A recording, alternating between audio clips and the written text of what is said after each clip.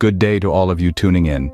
Today we're embarking on an important discussion, emergency preparedness, especially tailored for our older adults. Now, we all know emergencies can happen at any time, anywhere, but being prepared can make a world of difference. This becomes even more critical for our older adults who may have specific needs and considerations. Perhaps you live with a disability, or maybe resources are a tad limited. And for those of you living in rural areas, your needs might be different too. Well, worry not, as we're here to guide you through it all. Our aim is to help you understand your risks, assess your needs, and create an emergency plan that's just right for you. So without further ado, let's dive into the all-important task of understanding your risks and getting informed. The first step towards being prepared is understanding your risks. Now, risks can vary greatly depending on where you live. For instance, if you're in Tornado Alley, twisters may be a frequent visitor. Or if you're by the coast, hurricanes could be your main concern. It's essential to know the common disasters and risks in your community. Understanding these dangers allows you to tailor your preparedness efforts effectively. So, how do you go about learning these risks? Well, start by chatting with your neighbors.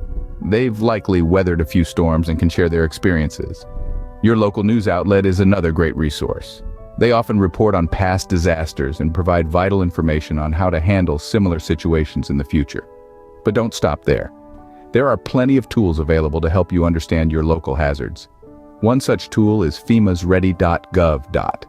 This platform provides a wealth of information about different types of risks and how to prepare for them. Now that you are aware of the risks, it's crucial to stay informed. But how do you do that? One of the most effective ways is by signing up for local emergency alerts. These alerts can provide real-time updates during disasters, helping you make informed decisions when it matters most. Signing up is usually as simple as visiting your local government's website and following the instructions. Some communities may even offer text alerts so you can receive updates directly on your phone. This is especially handy if you're not always near a computer or television. Remember, knowledge is power. The more informed you are about your local risks, the better you can prepare. And the better prepared you are, the more likely you are to weather any storm with grace and resilience. Once you're aware of the risks, it's time to assess your personal needs in an emergency situation. The second step in preparing for an emergency is assessing your needs. As we journey into this important stage, it's crucial to reflect on our individual circumstances. The fact is, we're not all the same. We're unique, with different needs, abilities, and resources. So let's take a moment to evaluate our personal requirements, shall we? Firstly, consider the specific considerations for older adults. Do you have any medical needs? Perhaps you require daily medication or regular treatments? How about mobility? Do you use a walking aid or a wheelchair? And let's not forget our furry friends. Do you have a pet that will also need care during an emergency? These are all factors that will shape your personal emergency preparedness plan. Next, ask yourself a few questions. What would happen if your daily routine was disrupted by an emergency? What if you couldn't get to the pharmacy for your medication, or if your caregiver couldn't reach you? What safety measures do you have in place at home? Reflecting on these questions can help you identify potential obstacles and find solutions in advance. Now let's talk about disabilities. If you or a loved one live with a disability, planning for accessible evacuation routes is essential. Ensure caregivers, family, friends, or neighbors are aware of your emergency plans. This way, in the event of an emergency, you're not alone, and help is available. What if you're on a tight budget or have limited resources? Don't fret. There are community resources available that can step in during an emergency. Social services, food banks, and community centers often provide aid during crises. Planning ahead can help you tap into these resources when you need them. And for those living in rural areas, communication plans and stockpiling supplies are key. Service disruptions can last longer in remote areas, so having a backup communication plan and extra supplies can make all the difference. Remember, there's no one-size-fits-all approach to emergency preparedness. It's about understanding your unique needs and planning accordingly. By considering your medical needs, daily routines, mobility, and resources, you can create a plan that ensures your safety and well-being during an emergency. Don't be daunted by the task ahead. Instead, view it as an opportunity to take control and be proactive about your safety. After all, it's better to be prepared than to be caught off guard. With your needs assessed, you're now ready to create your emergency plan. Now, let's talk about creating your emergency plan. First and foremost, it's essential to build a support network. This network should include individuals who are aware of your specific needs and whom you can rely on during emergencies. This could be family, friends, or caregivers. It's important to inform them of your plan, discuss it with them, and make sure they know how to assist you in case of an emergency. Next, take the time to practice your emergency plan. This is a crucial step that's often overlooked. Practicing helps you make sure everything works as it should and gives you the opportunity to find potential issues before they become real problems. It also helps you and your support network become comfortable with the plan, reducing stress and confusion during an actual emergency. Now, let's discuss the importance of having a backup plan. Emergencies are unpredictable and things can change in an instant.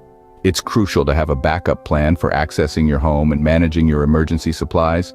For example, if your primary entrance isn't accessible, do you have a secondary one that is? If you can't reach your supplies, do you have spare ones in a different location? These are the kind of questions your backup plan should answer.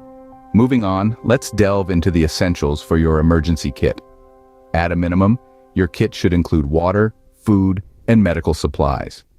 You should have at least a 3-day supply of water and non-perishable food, and a week's worth of any medications you need. Don't forget important documents like IDs, insurance policies, and health records. These should be kept in a waterproof and fireproof container.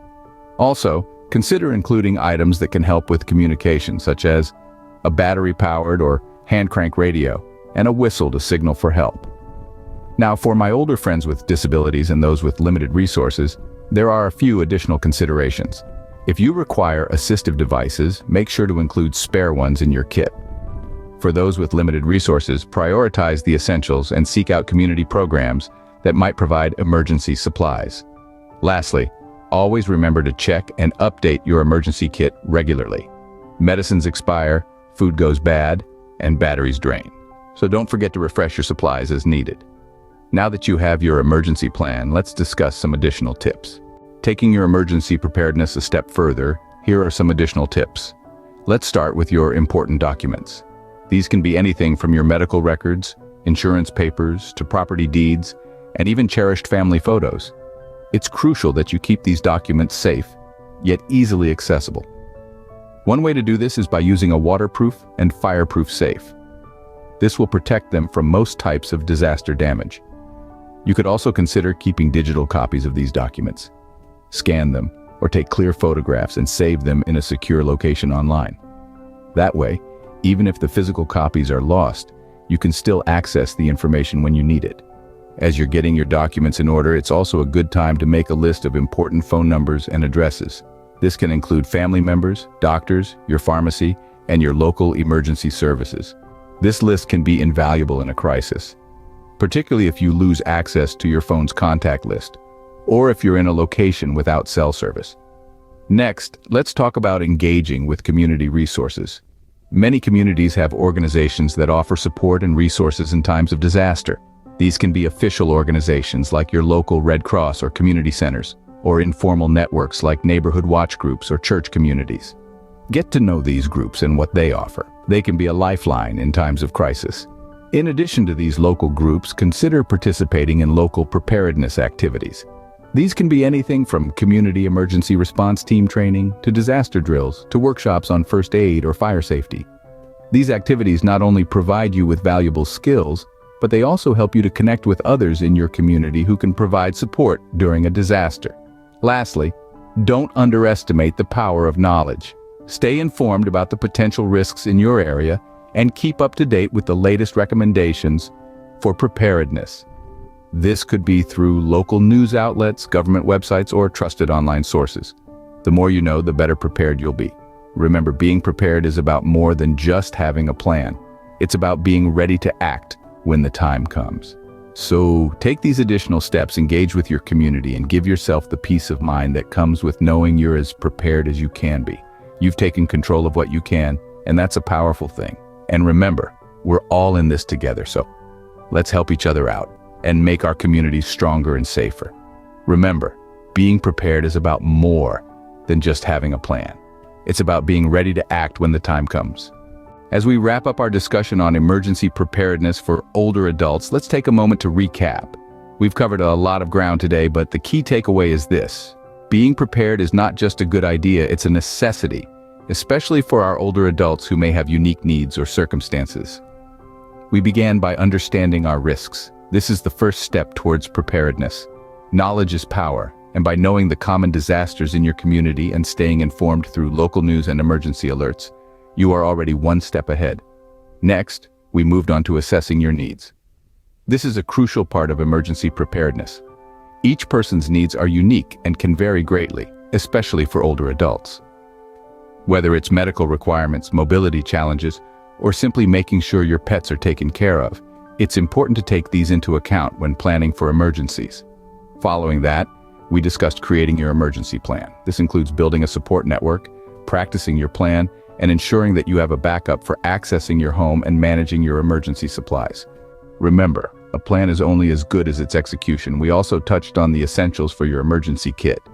Things like water, food, medical supplies, and important documents should be packed and ready to go. These are your lifeline in a crisis, and it's worth taking the time to make sure they're in order. And finally, we shared some additional tips to help you stay prepared. Keeping important documents safe and accessible, engaging community resources, and participating in local preparedness activities are just a few ways to stay ahead of the game. Now it's your turn. Take these steps, engage your support network in your preparedness plans, and ensure that you're ready for whatever comes your way. Remember, being prepared isn't about expecting the worst, but being ready for it. Thank you for tuning in. Don't forget to subscribe for more informative content and share this video with others who might find it useful. Before we sign off, let's talk about what you can do next. It's crucial to recognize that preparedness isn't a one-and-done deal. It's an ongoing effort, so don't just create your emergency plan and your emergency kit and then forget about them. Regularly check them and update them as your needs and circumstances change. Ensure your supplies are fresh and your plan is always relevant to your current situation. Also, consider getting involved with your community's preparedness initiatives. These initiatives can provide valuable hands-on experience and information. They can also help you build a stronger support network, which can be an asset during emergencies. So, keep learning, keep preparing, and keep adapting. Because the better prepared you are, the more resilient you'll be when faced with an emergency. Remember, being prepared is a continuous process. Stay safe, and we'll see you in our next video.